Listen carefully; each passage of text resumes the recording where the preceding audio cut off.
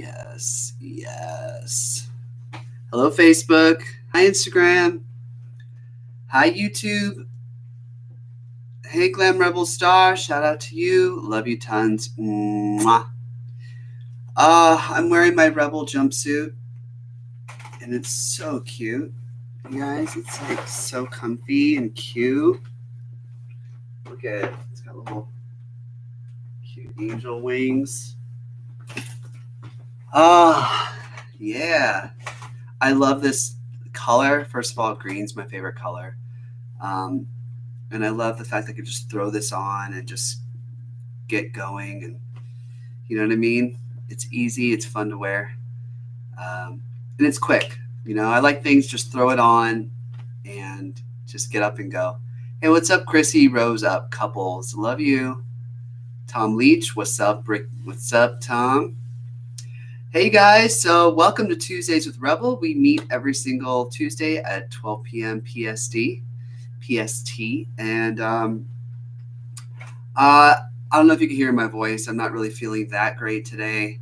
I have a little bit of like inflammation. I went to the doctor yesterday, and I just have like they looked down my nose, and there's like inflammation going on there. So I think it has to do with all the traveling I've been doing lately. First, I went to Hawaii. No sound on Facebook. What the hell?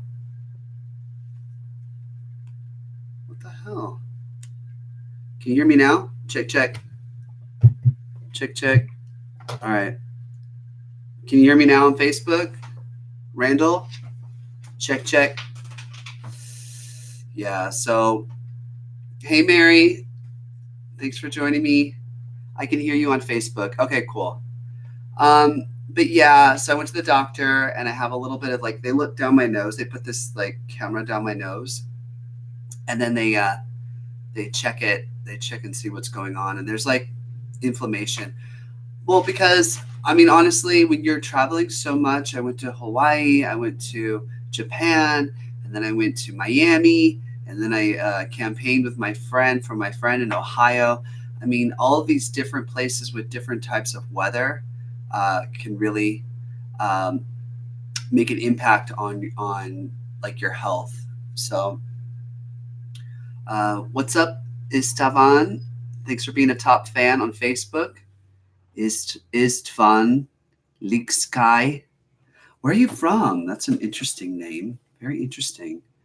Oh my God, Ricky, I love you. John Yim, I love you too. Thank you. Adrian, I am that mom. She says, you've been a busy bee. I have been. I've been such a busy bee. Like, it was the craziest schedule, definitely by far, for the whole year I did in the beginning of October. My October was crazy. Um, Japan was wild. The fact that we never really took a break. It was just every single day. Uh, we had things going on. We had meetings. We had, you know, just everything. I mean, you could possibly imagine photo shoots. Uh, so it was crazy. And Japan is kind of a town where you have to kind of be like very on guard as far as like they have a lot of rules, so you kind of have to always be like cognizant of that. So it kind of feels like you're walking a little bit on eggshells because you don't want to hurt their feelings, because their feelings get hurt a lot if you disrespect the culture in any way. So you're kind of like, I don't know. I'm just personally just very cognizant of that, kind of like the rules of their culture. So when I'm there, it kind of feels like it's amazing. Japan is like incredible. It's just when you're there, you have to be really aware. You can't be like an American running your mouth and disrespecting their culture. What do you think about Tulsi Gabbard? This is from Pasina. So today we're just going to talk. Let's just talk today. Ask me questions and we'll, I don't have anything really planned. So Tulsi Gabbard, I think that, first of all, she's really pretty. I mean, we all know that. She's really cute. And I think that she's seducing a lot of people right now, a lot of men especially, into seducing people into believing her and making her, she wears a lot of white. White is the color of innocence. So she's obviously trying to portray a look of innocence, right? Um, but her past is not really that innocent. I mean, she grew up in Hawaii. I hear that she was in a Krishna cult. She grew up in a Krishna cult. Google it. Google her history growing up in a cult. So yeah, there's that. That's strange. And then there's this whole, I saw a picture of her with smiling with an Antifa leader, and then there's this like Illuminati picture of her holding up her hands like the pyramid in front of Washington, D.C. I don't know. She's got this weird vibe, and I don't know. A lot of her stances are very far left and dangerous. Like she wants open borders, I think. I'm pretty sure she wants Medicare for all. She wants to raise the minimum wage to $15, and all these are just standard left socialism things. I do, however, like that she is not afraid to punch back. She punched back Hillary Clinton, which was really cool. After Hillary Clinton called her a Russia asset, that's pretty fun. Hillary Clinton has lost her freaking mind. I mean, but this is the thing they wanted to do. They wanted to do the same thing with Trump, and they felt that it kind of worked, which it did. I mean, we were obsessed. People were obsessed with that for like 3 years until we found out it was all a fake hoax. But it shows you how desperate Hillary Clinton is, and try to pin that on Tulsi Gabbard. And I like the fact that Tulsi hits back, like she punches back. She punched back at AJ said Hillary Clinton. Hillary is a very bad word. I cannot type. I know it's a very bad word, Adrian. We cannot type Hillary Clinton. Okay, it's very bad. And so everybody's fearing for Tulsi's life. Basically, we don't want her to be suicided. Yeah. So I don't know. I think it's good. I like the fact that she hit back on what's Kamala Harris. I thought that was really good, right? Like she hit back Kamala really hard, like it completely embarrassed Kamala. She put Kamala Harris to shame, right? Pasina. She did. So Isfan says Hillary has lost her marbles. I think she is raiding the Chardonnay cabinet too much. Yeah. She's an evil woman. I mean, that bitch is evil and dirty and will do anything to protect her corruptness. And I like the fact that Tulsi called it like she saw it, called the scum for what it was. And it's pretty cool. However, I do think that Tulsi, out of all of the Democrats, I do think that she is the best one, in my opinion. But at the same time, she does want a lot of radical left-leaning things. So I still wouldn't personally vote for her. Okay. All right. Any questions? Let's do more questions. I'm loving this. I'm loving this. How many of you are like really into politics? Is it just me? But I'm just really into it. I find it so fascinating. It's like the biggest like soap opera of all time. Like this is the greatest soap opera. And that's basically the way I see it. I see it like entertainment, and a lot of people don't. A lot of people, especially in the music industry, like they aren't allowed to talk about it because it is a very divisive topic, politics, especially if you're a right-leaning person in Hollywood. It's just not good for you to talk about politics. And I've just never really given a shit about what people thought about me for the most part. I mean, I do care about what certain people think about me that I find important to me, as far as like, maybe they're really, really talented at something and I honor their opinion or something. But for the most part, I really don't give a shit if they don't like me. And so I'd rather have freedom. I'm like all about the freedom. Tanner W. I was never into politics until Trump. I supported the DP and hated Republicans but President Trump got me on track to focusing on politics, supporting Republicans. Isn't that nice? I think Trump really made that happen for all of us, for better or worse. He made politics like interesting. He made it fun. In my mind, this is really fun. It's really fun. I do feel bad for Trump. I do feel bad for his family. I think the constant, like, I can't imagine any other human being being able to take the constant abuse that he gets thrown on him and his family, and the constant death threats and everything. It's just crazy. You have more militant intelligence than most of the swamp generals in Washington, D.C. Thank you. And he says, you're brave. This is D63228428 on Twitter. You're brave. Thank you. I don't know. I'm just really interested. And I listen to a lot of podcasts. I listen to a lot of different points of views. And I kind of make up my own mind about what I think about them. And I encourage my fans and my followers and to have an open mind and to not take everything so freaking seriously. And, don't take it so seriously. Adrian says, a wall to keep out sex trafficking. I am pro wall. Definitely. Have you thought about running for office? Your base is growing.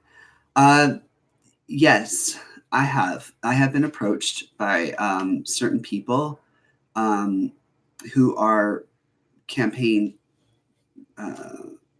people that put successful campaigns together, and they've approached me about it. And I would be running against Adam Schiff, the horrible, horrible Adam Schiff, full of Schiff. I'm in the same district, I believe. Is it Adam Schiff or Chucky Schumer? No, it's definitely full of Schiff. I'd be going against him. Wouldn't that be fun? I would just punch. He is DC Swamp. He is so wicked and so, corrupt. Schiff has so many things to hide. He has a lot of skeletons in his closet, and he's just a pencil-necked asshole. And for him to go and lie under oath like that was so wrong.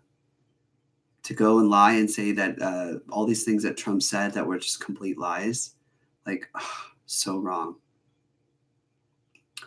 But yeah, if I ran, I have to feel completely 100% comfortable with it. Do you know what I mean? I have to feel like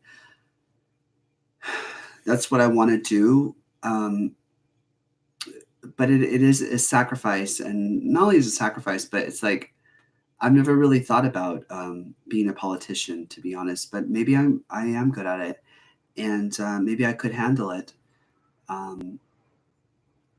There were a lot of people who approached me when I was at the American Priority Conference in Miami at Trump Doral. They would tell me, Ricky, please run. Please run. You have that charisma. You have that. You could do so much for us. You know what I mean? And I would have to pray about it and figure it out. Your music would be the sacrifice. Exactly, Kelly. My career, everything that I've worked so hard for music and performing. Because honestly, that's where I come alive, and that's where I feel like I'm just myself. Do you know what I mean? When I'm on stage and the crowd is with me and they're screaming and having a good time, and I see smiles on people's faces, I can't think of anything that brings me more joy, But maybe I could do both. I was thinking that maybe, why can't we do both? Honestly, do you know that a drag queen is running against Schiff in the Democrat side? A drag queen. Isn't that funny? Marty Greco, thanks for being a top fan, says you would be the new Ronald Reagan. Wow, thank you. Yeah. You know what I mean? I think if the only thing I'd be worried about is if they ask me something about something crazy like about foreign policy, and I just would have no idea what they're talking about. That, do you know what I mean? There would be something that they would ask me, and I just wouldn't know. But it's okay to not know things, right? You just say, well, I'll research that, or I'll figure that out. But I didn't necessarily like go to school for that. Like I didn't go to school for that. But I did go to school to sing. I did go to school to dance. I took so many classes in singing and so many classes in dancing. But right now, my like music is great, but I don't really feel like there are artists out there who are really, really inspiring me at the moment. I don't know. Is it just me? Or do you guys feel the same way? Besides me, of course, I hope I'm inspiring you, but do you know what I mean? Like, I feel like the landscape overall is just very safe and boring. The musical landscape is very boring. I mean, back in the day, during the MTV era, I don't know if you guys are, some of you are old enough to know about like the MTV era. Like they were very mean to each other all the time. Like Madonna and Courtney Love, like they treat each other poorly sometimes. They pushed each other's buttons, and they got in fights with each other, and they challenged each other to make better music. And I just don't see that really happening. Everyone's so afraid of stepping on people's buttons and coming across as mean, or everybody's playing this political musical game, like trying to be nice to one another. Everybody gets along with everybody. It's really boring. Britney versus Christina versus Eminem, right? Chrissy, there used to be really cool like clashes of like, but now that doesn't really happen because like when I was signed to a record label, that was like the last thing we were allowed to do. They told us we are not allowed to criticize other people's work. Like we were not allowed to criticize. And I'm like, why? That's so insane. Like that's what makes music fun. That's what makes all of this really fun, is being able to like poke at people and get them to poke back. And I think that's kind of like why I like Trump so much, because I think he challenges people around him to, to be better people. So you would really have to think about doing both very hard, as it will affect your career for sure. Maggie says that, Maggie Lane. Yeah. Running would be a big change in my life. And I'd have to really want to do it. I have to really, really want it. And I think it ultimately would help my career, because I would find a way to, put the two together, like I've been doing politics and pop music and expression and all these things, freedom of speech. I put them all together as one. So I kind of feel like I'd be able to utilize like the press and utilize the opportunities given to me for the better, to make LA a better place to live. Because right now LA is not a good place to live. It's horrible, like where it's going, especially Hollywood. Hollywood is just becoming a huge dump. And it's not cool. We have a real homeless problem. I would want to tackle the homeless problem. I would want to tackle the traffic problem. There's a huge traffic problem in LA. The traffic, the high taxes, the cost of living is so insane over here. I mean, I would just try to tackle all of those things and try to make some changes like that. Help the homeless figure out what to do with the homeless problem and why we have this crazy problem here. There's poop on the streets. It's bad. Shamber says, I'm looking forward to the video for sheep. Yay, sheep. Sheep, get your paws up. Bah. Yes, Sheep is coming out November 9th. November 9th. And it's the anniversary of when, is it November 8th or 9th? The anniversary of when Trump won the election. It's the anniversary. So I waited a very long time to present this video. I made it a long time ago. But I wanted to release it in November 9th because that is the date that Trump won the election from Hillary. And when I performed the song at Trump Doral, there was a girl who was a journalist who came up to me. She was obviously like a liberal journalist because she was like, okay, I'm always wondering, like, a lot of my Republican friends or right-leaning friends, they always say sheep, like that we're acting like sheep. Like, who are the sheep? And if you're a Republican or if you're a right-leaning person, you know who the sheep are. Like, you don't have to ask that question because you've experienced in your day-to-day life. You've been harassed in your day-to-day life. If your job has been put in jeopardy, your friendships have been put in jeopardy for supporting, especially the current president, or anything that isn't like if you're anti-abortion or if you're pro-wall. I mean, anything can trigger people and just make them think that you're this horrible human being. So we know who the sheep are, but I had to explain it to her. My mom says, Debbie Godinez, sheep are people who cannot think for themselves. That's good.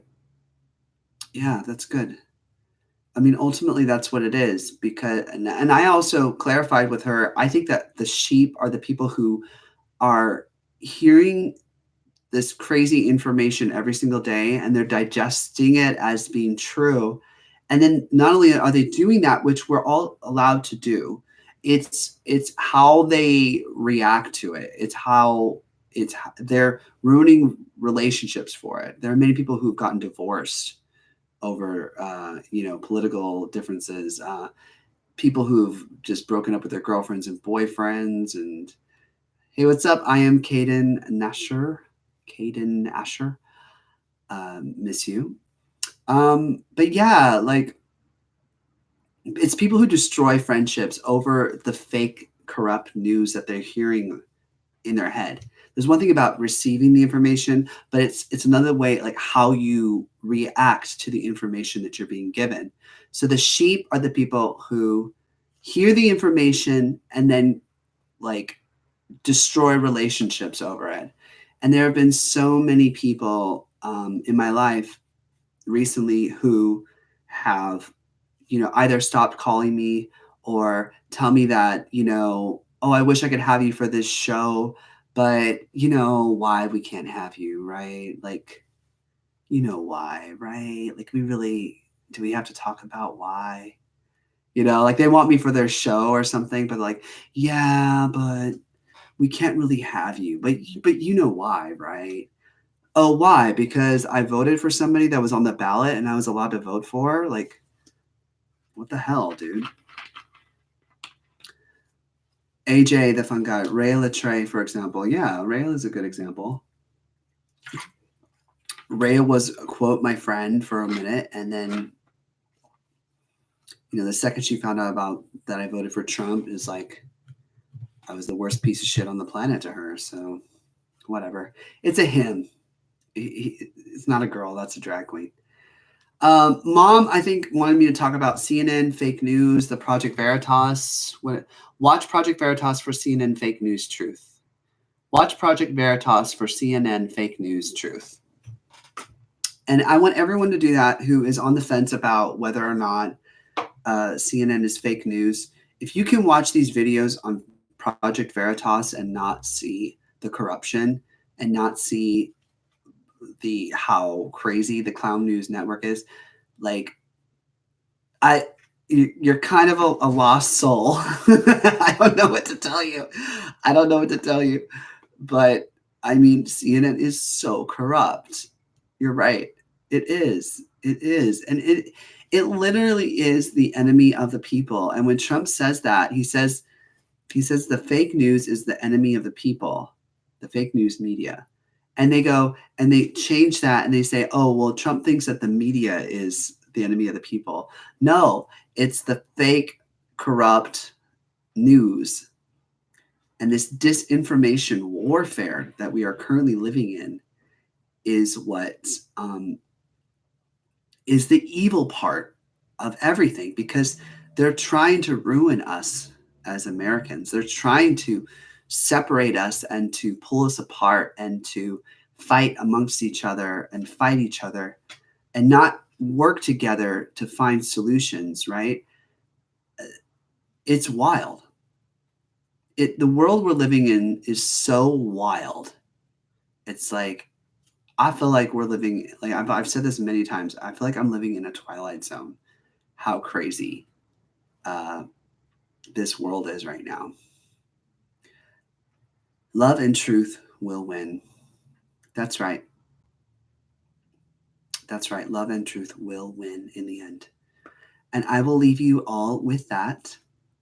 So, yeah, we're looking forward to the Sheep music video, and I have a bunch of new music that I am currently mixing and mastering. Today, I got to get it over to my producer so he can add additional production. And I'm so grateful to be working with Gary Miller. If you guys look him up, Gary Miller. Big time producer. Big league. Let me see. Gary Miller. I'm gonna look him up. Credits include Cher. Credits include David Bowie, Katy Perry. So I'm gonna work with Gary Miller. He's gonna mix and master 4 tracks, and then I have like 2 other ones that are already mixed, and I have another one that's being mixed by my friend. So it's a good thing. We got new music coming up, and the album is going to be called American Rebel. Okay? Because I am an American rebel. Thank you, everyone, for joining me. I appreciate all of the love that you give me on all my social media platforms. Please be sure to subscribe to my YouTube channel. It's called Ricky Rebel TV. Subscribe and hit the bell button to get notified, to get notifications on it, okay? And I love you guys so much, and I really want you to have a great week, and let's keep continuing to fight with love, with kindness. We're going to kill them all with kindness. All right. Love you. Bye. Thank you. Thank you.